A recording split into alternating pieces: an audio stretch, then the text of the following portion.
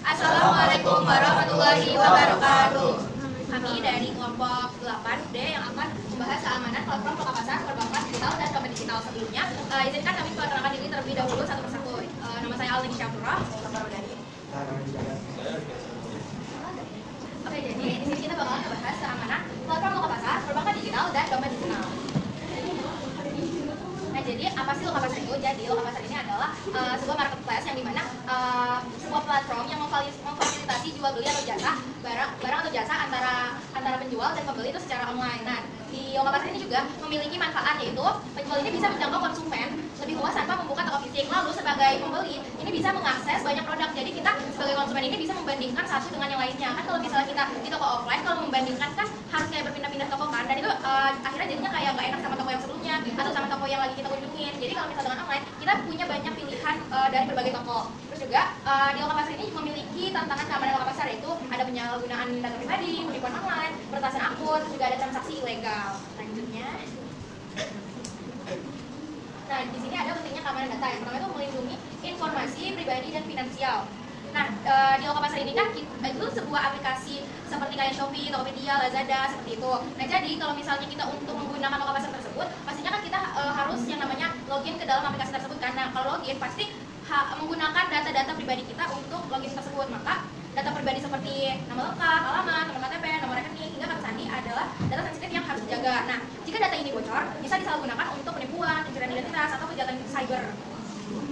Maka dari itu kita harus memiliki menggunakan aplikasi-aplikasi yang emang terpercaya dalam keamanan datanya. Juga membangun kepercayaan ke pelanggan. Itu kalau misalnya pelanggan ini tahu, misalnya PT Shopee-nya ini memberikan keamanan secara aman. Nah, pastinya kan konsumen-konsumen juga percaya kan dengan PT Shopee-nya ini, sehingga pelanggan ini merasa terpercaya gitu, merasa percaya kepada PT Shopee tersebut, sehingga banyak konsumen yang menggunakan aplikasinya. Juga mematuhi regulasi dan hukum, yaitu perusahaan ini juga wajib melindungi data pelanggan berdasarkan undang-undang. Nah, apabila melanggar bisa dikenai denda besar atau sanksi dari hukum. Terus juga ada ancaman keamanan pada loka pasar, yaitu yang pertama ada phishing dan social engineering. Nah, di mana kalau phishing ini tuh ada seseorang yang mengirimkan email atau pesan, lalu ini tuh kayak kayak membohong-bohongi gitu loh. Jadi kayak ibaratnya kita tuh dari bank ini, padahal kita tuh bukan dari bank. Maksudnya orang lain tuh mengirim pesan sebagai bank ini, tapi dia tuh bukan bagian dari bank tersebut. Jadi kayak membohong-bohongin orang-orang yang mungkin terbilang awam kali ya. Terus juga ada social engineering itu menggunakannya sama aja nipu, tapi dia tuh lebih ke teleponnya. Terus juga ada malware dan virus. Nah, malware ini tuh seseorang yang menggunakan mendownload aplikasi gratis dari situs tidak resmi. Nah, tanpa disadari aplikasi tersebut ini membawa malware yang diam-diam mereka aktivitas pengguna. Kalau aplikasi tersebut ini membawa malware yang diam-diam rekam aktivitas pengguna. Jadi ini tuh nggak resmi, tapi nggak resmi, makanya jadinya bisa merekam aktivitas penggunanya, termasuk kayak dari login, password. Nah, jadinya mereka tuh banyak banget yang mereka rekam di situ. Terus juga ada namanya virus. Nah, di situ kayak misalnya lewat file ini yang dikirim lewat WhatsApp atau lewat email. Nah, terus ternyata di filenya itu banyak banget virusnya. Nah, ketika dibuka ini, virus ini menyebar ke seluruh file di komputer ini dan menjadi rusak. Lalu ada pencurian data dan ada DOS dan DDoS attack. Yang dimana DOS itu kan denial of service. Nah, DOS ini tuh lebih ke kayak cybernya gitu. Jadi penyerang ini mengirim lewat dari jadi serangan cyber yang dilakukan untuk membuat sebuah server situs web atau layanan online tidak bisa diakses oleh pengguna yang seharusnya. Jadi dia tuh lebih kayak hack gitu juga sih. Terus juga ada yang DDoS attack, itu tuh distribute denial of service, yang mana itu lebih parah dari DOS. Kan kalau DOS itu kan cuma dari satu komputer aja. Nah, kalau misalnya DDoS ini dilakukan dari banyak komputer sekaligus yang sudah dikendalikan. Nah, ini tuh dia biasanya nyerang itu mengendalikan ribuan komputer atau perangkat yang sudah terinfeksi dari malware. Terus ada pencurian data dan carding. Nah, kalau pencurian data ini ya sama juga kayak DOS ini hack, cuman dia lebih ke kalau pencurian data itu ya hacker, tapi terus juga dia berhasil masuk ke database sebuah rumah sakit. Terus juga dia mencuri data pribadi dari pasien, termasuk kayak dari nama, alamat, riwayat penyakit, dan nomor KTP. Nah, ini tuh juga ada di kasus yang sekarang yang yang darah Arab itu.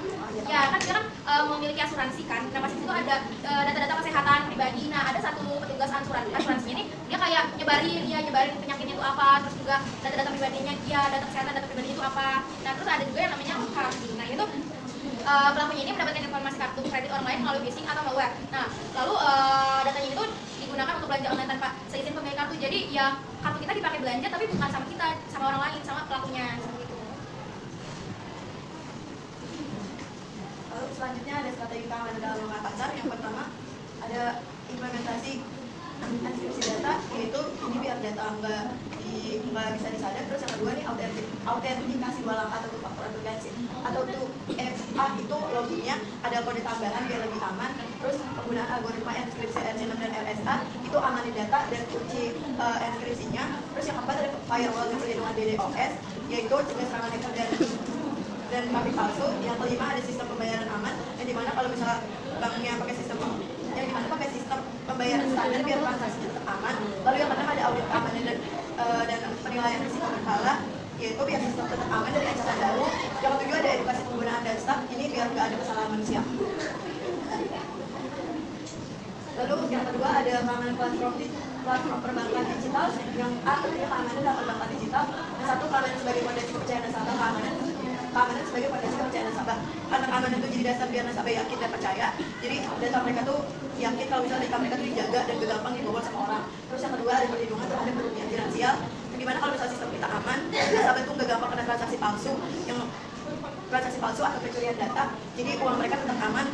Terus yang ketiga ada efisiensi layanan perbankan, di mana sistem yang aman bikin layanan bank tetap jalan lancar tanpa gangguan dari serangan hacker atau masalah keamanan lainnya.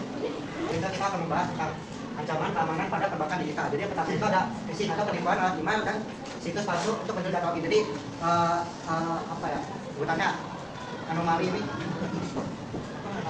oknum ini. Jadi mereka bakal ngirim lewat email kita, terus kalau kita mencet email itu atau kita masuk ke situs palsu itu, data kita bakal bisa dicuri. Nah jadi kedua itu ada malware. Malware itu ada perangkat lunak yang mencuri data kita dari informasi perbankan. Jadi kalau misalnya kita mengambil download aplikasi yang macam-macam, contohnya kayak aplikasi judul atau pinjaman online yang tidak resmi, nah itu bisa kemungkinan data kita dicuri oleh perangkat lunak ini.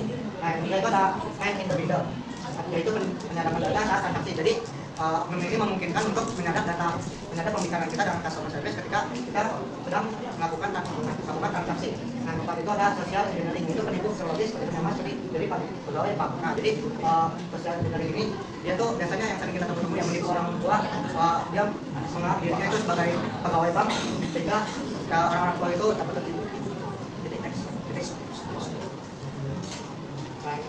Nah, juga itu ada strategi keamanan dalam perbankan digital. Nah, yang pertama itu ada encrypted data, yaitu mengatur data agar tidak bisa dibaca oleh pihak ketiga.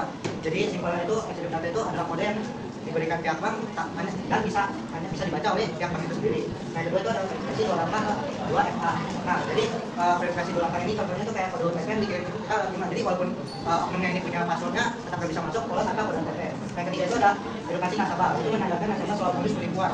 Jadi kita biasanya kan kalau mulai aplikasi membuat kita mau login kan biasanya kan ada aplikasi mulai sekarang itu adalah sebenarnya isinya ada tentang edukasi agar tentang keamanan akun itu agar tidak mudah tertipu. Terus yang keempat itu ada pemantauan akun, yaitu mengdeteksi aktivitas yang mencurigakan secara otomatis. Jadi bank juga agar mendapat kepercayaan juga mereka harus melakukan pemantauan akun. Misalnya ada transaksi yang aneh atau transaksi yang tidak kita lakukan bisa dilakukan, bisa kita pantau. Terus yang terakhir ada koneksi keamanan, yaitu menggunakan HTTPS dan jaringan SSP. Jadi singkatnya HTTPS itu ada hypertext protokol secure. Nah, jadi biasanya kalau kita masuk ke web itu jadi kode amannya itu menandakan kalau suatu web itu aman, biasanya ada gambar gembok di kunci itu. Nah, itu adalah encrypted atau HTTPS yang menjamin kalau web itu aman. Selanjutnya ada pemahaman platform digital. Apa sih keamanan platform dompet digital? Jadi penting nggak sih sebenarnya penting, karena keamanan di dompet digital tuh harus benar-benar kuat ya, karena itu mengandung privacy dan keuangan kalian semua.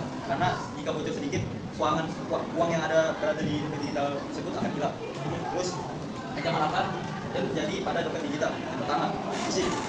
Teknik penipuan untuk mencuri data pribadi menyebar sebagai pihak resmi. Contoh, pegawai BCA mengirim pesan teks berupa pergantian sandi dengan memasukkan email dan password. Itu kita lihat dulu validitasnya apakah itu dari resmi atau tidak. Biasanya kalau itu ada logo verify-nya. Terus yang kedua ada malware. Malware itu apa sih? Perangkat lunak jahat yang mencuri data dan mengakses dompet digital. Contoh seperti kalian download aplikasi atau download file di luar Play Store atau App Store, kayak yang tidak resmi lah, itu bisa di-hack melalui situ. Terus yang ketiga, social engineering. Apa itu social engineering? Manipulasi psikologis untuk mendapatkan akses informasi yang penting. Contoh, penipu berpura-pura mengirim kode OTP dan penipu berpura-pura sebagai customer service dan meminta kode OTP. Jadi kode OTP itu jangan kalian sembarangan ngasih ke orang lain ya. Kecuali orang terdekat. Sekalipun orang terdekat juga hati. Kode OTP itu sangat ringan terhadap peretasan. Terus selanjutnya C. Selanjutnya 4, akses tidak sah. Akses tanpa izin ke akun pengguna biasanya karena password yang lemah. Contoh, Kominfo 123 itu sangat lemah sekali. Pokoknya kalian tuh jangan pakai data lahir, data tahun, ya pokoknya jangan yang benar-benar lemah lah. Pokoknya harus ada identitas kamu tersendiri yang kamu hanya tahu.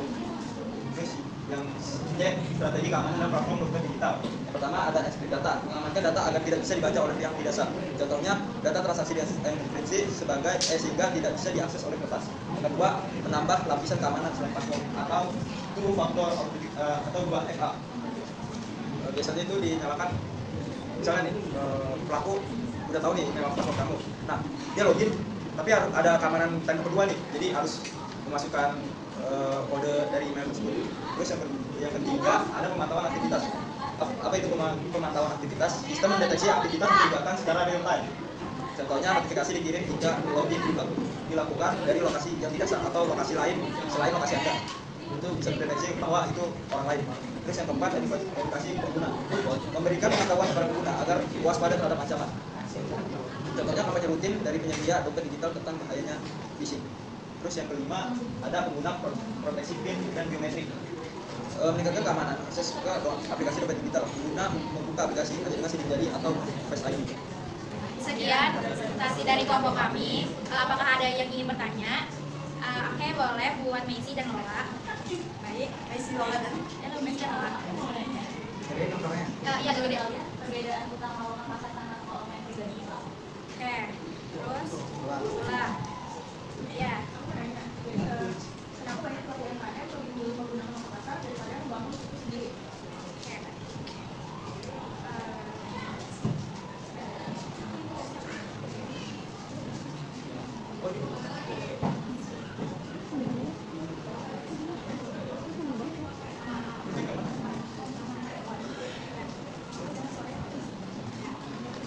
Oke, Messi. Jadi aku izin menjawab pertanyaannya ya kan. Tadi Messi nanya kan apa perbedaan utama antara loka pasar dengan toko online pribadi kan. Nah kalau misalnya loka pasar ini tuh lebih ke platform pihak ketiga. Jadi kayak yang mewadahi gitu loh. Contohnya itu kayak ada Tokopedia, ada Shopee, terus juga ada Bukalapak. Nah tuh di sini tuh yang apa ya, sebuah wadah atau aplikasi yang mempertemukan antara penjual dengan pembeli, tapi itu dengan secara online. Nah kalau misalnya milik individu itu ya milik brand sendiri. Jadi kayak misalnya contohnya kita sebut aja merek dari Zara sama H&M, itu kan pasti dia punya aplikasi tersendiri kan. Nah itu dimana dia punya toko online pribadi. Nah kalau misalnya loka pasar itu kayak wadahnya untuk banyak brand, banyak produk yang di situ ditaruhnya. Kalau misalnya yang pribadi ya udah cuma brand dia sendiri.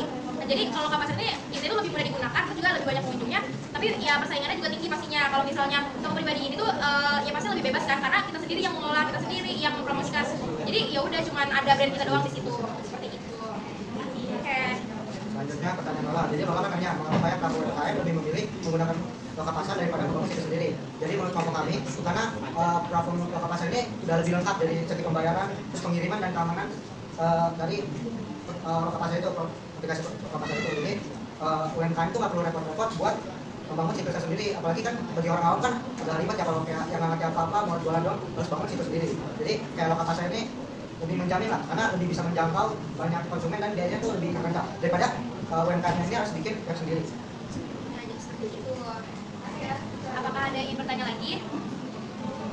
Oke, nggak ada. Jadi kita tutup sebelumnya. Kurang lebihnya mohon maaf. Wassalamualaikum warahmatullahi wabarakatuh.